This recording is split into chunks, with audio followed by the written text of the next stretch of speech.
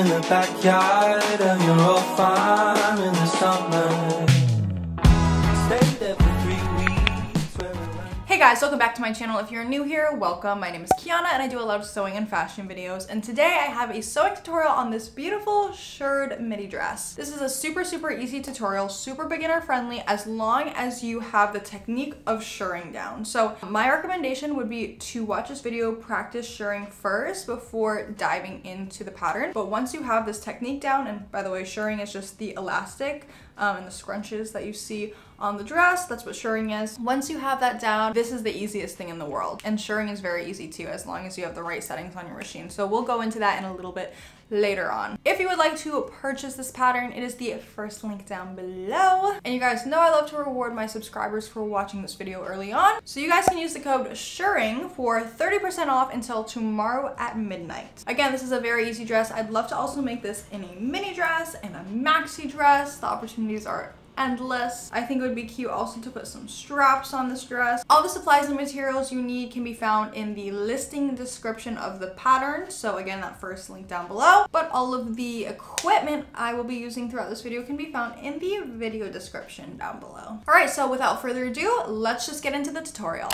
Now time to print out your pattern. So make sure you're printing out at 100% scale, that's super important. And then line up your pieces of paper edge to edge without overlapping. It's okay if you don't have borderless printing like me, as long as you print it at 100% scale and you don't overlap the pieces of paper. Next, tape everything together and then cut on the corresponding line to the size you want to create. I'm creating a US size 2 for reference. Also, make sure you're checking all the markings on your pattern. For instance, do not cut on this waistline. This is just for you later on, and you'll understand a little bit later on in the tutorial. To sew this, we're going to work with a bodice piece first. Both bodice pieces are going to be prepped the exact same way, so grab one and then hem the top. You definitely want to hem the top before you start the shirring process because it's going to be super hard to do after the fact. So I'm just folding the top neckline over 1/4 inch twice to use the full 1/2 inch hem allowance, and then I'm just going to stitch that down so everything is nice and clean again before we start shirring. You definitely do not want to skip this step because it's going to be super hard to do after the fact. Now we're going to prep for the shirring. So starting from a 1/2 inch from the top of the bodice, I'm going to draw a line with some tailor's chalk. You can use whatever marking method you would like to use, pencils, markers, whatever, so long as it comes out after you're done sewing. And then I'm just going to mark 1/2 inch, another 1/2 inch below that. You can just continue marking 1/2 inch lines after 1/2 inch lines. I'm going to kind of mix it up a little bit and put an inch between each set of 1/2 inch lines just to kind of give a little bit more detail, a little bit more of an exciting design, but it's totally acceptable to just do 1/2 inch lines down the entire bodice. Whatever you would like, you kind of have creative freedom here. The only thing is you need to make sure you stop shirring at that waistline area. So if you look at your pattern, you'll notice the red line that shows where the waistline of the dress is. You need to make sure you stop shirring there to stop shirring when it hits your waistline. Now, once you've completed marking all of your shirring lines, you want to draw a line on either side of the bodice a 1/2 inch from the edge. This is important because you want to know when to stop shirring. You don't want to go all the way off the edge of the fabric. You want to only go until about a 1/2 inch away from the edge. Now, how do we actually shirr something? First off, you're going to need some elastic thread. I got mine on Amazon. I'll have it linked below because it's so much cheaper to get on Amazon. You can also get it at your local fabric store. You're going to need to wind that elastic thread on the bobbin. You're going to have to hand wind it, not use your machine. You need to hand wind it. That is the key. And when you wind it, you don't want it to be too loose or too tight. You're going to have to play around with this because on some machines like mine, it needs to actually be a little bit tighter on the bobbin. So definitely do a bunch of testing first. Also be careful not to overfill your bobbin. Now moving over to the machine, you're going to want to lengthen your stitch length. I'm going all the way up to 5 for mine. And then you may have to play with the thread tension for your machine. I don't have to, but some machines you do. So again, playing around is definitely the key. Now we're just going to sew over all of those lines we marked previously, making sure to backstitch at the beginning and backstitch at the end when you're done sewing. I'm using matching thread over top and then the elastic thread in the bobbin. I'm just going down that line we marked. At this point, you should see if it's shirring well or not. If it's not shirring at all or shirring too much or you're having problems with it, you're gonna need to readjust. I'm going to sew down these lines in a ladder-like motion so I don't have to keep back stitching at the beginning and end of every single line. I'm going to sew across, sew down, and then sew back across, then sew down, sew back across. So it's kind of like you're sewing in this ladder-like motion. This way it just goes a little bit faster for you. Once you finish with one bodice piece, you want to repeat everything you just did on the other bodice piece, so you'll have two fully shirred bodice pieces, and it should look like this. If it doesn't, you may want to go back and check out how you shirred your fabric. So once you have both bodice pieces, place them right sides together and sew with 1/2 inch seam allowance along the sides. You want to sew and then you want to serge or finish off those seams however you'd like. Now to finish off the shirring, I'm just going to take my iron and steam over top. I'm not going to place it on the fabric. I'm just going to let that heat set into the fabric. So this is going to make it scrunch up even more. And it's also going to let my tailor's chalk marks disappear.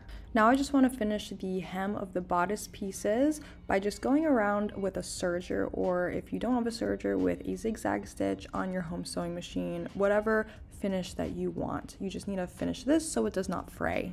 Once you do that, we are ready to move on to the skirt of the dress. First, you want to place the front and back skirt pieces together and sew and serge along the sides. Now you just want to hem the top of the skirt just like you did to the bodice. You're going to fold over the top twice at 1/4 inch to use that full 1/2 inch hem allowance, and then you're just going to stitch it down. Now we're going to sew 2 rows of basting stitches about 1/2 inch from the edge of the top of the skirt. So just 2 rows of basting stitches with normal thread this time in the bobbin. You don't want to use the elastic thread. After you do that, we're just going to pull on those 2 rows of basting stitches, grab one of the threads and just pull, and that is going to create the gathers. Now I'm just going to place the top of the skirt right over top the hem of the bodice. I'm going to overlap the skirt to the bodice about 1 inch total, and I'm just going to pin everything down. This is kind of hard because the way you're overlapping, it's kind of hard to make everything even, so just make sure you go really slow. That's the name of the game. Slow and steady wins the race here. Now once you've pinned everything down, I'm just going to sew right over top those basting stitches, but with a normal stitch length. So I'm just sewing right over top so that we don't have too many stitch lines. You can also always remove the basting stitches later, but if you sew right over top, it's going to be basically invisible. And so this is just going to connect the skirt to the bodice. Now we're going to hem the skirt. So we have 1 inch hem allowance. So I'm going to turn the skirt hem up 1/2 inch twice, and then I'm just going to stitch that down. Now moving on to the sleeves. The sleeves are very easy because you've already done this so many times before. First, we are going to hem both the top and the bottom of the sleeves. I'm using, again, the 1/2 inch hem allowance, so I'm going to turn the top and the bottom up 1/4 inch twice, and then I'm going to hem it. Now I'm going to mark a shirring line 1/2 inch from the top, and then from that I'm going to mark a second shirring line 1/2 inch away. So 2 lines at the top, and then I'm going to do the exact same thing from the bottom. So 1/2 inch away from the bottom hem, and then another shirring line 1/2 inch away from that. So you're going to be left with 2 sets of shirring lines, just like this.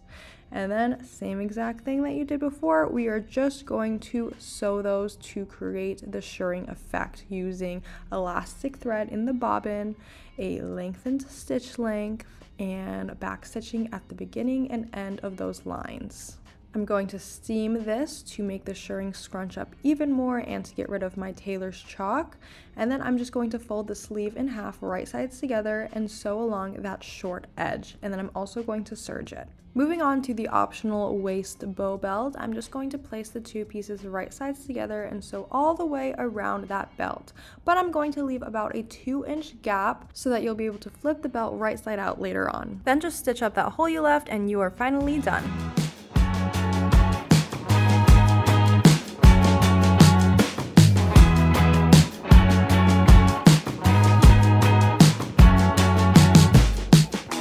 You in the backyard of your old farm in the summer. Alright guys, so that is how you make this beautiful shirred cottagecore dress. Super beginner friendly, so I really hope you guys like this. Again, don't forget to use the discount code SHIRRING for 30% off until tomorrow at midnight. Pattern is the first link down below.